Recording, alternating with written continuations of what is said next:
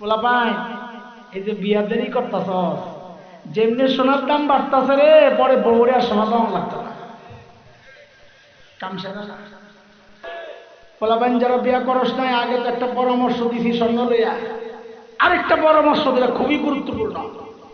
আমি তো ঢাকা ইউনিভার্সিটি, বইয়ের ঢাকা কলেজ এগুলোর কাছাকাছি মসজিদের জুমা পড়াই, তো অনেক ছেলে পেলে আমার ওখানে যায়। যায় মানে বড় হুজুর মনে করে না, বড় হুজুরের কাছে যাইতে পারে না, সাহস পায় না। আমি ছোট মানুষ কুট করে যায় না। তো প্রায় দেখে এই জুমায়ও আসতে পারে, হুজুর আমার বিয়া কে জানি আটকাই দিছে, হুজুর একটু পানি পড়া তাবিজ টাবিজ কিছু থাকলে দেয়।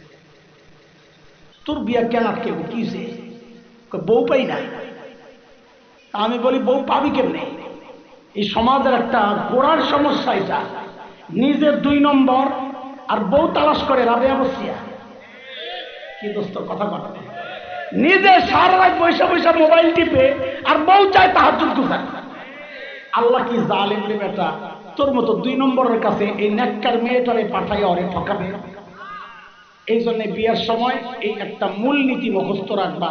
আজকে শিক্ষা দাও, বলো আমার সাথে, জেসকার লগে তেসকা।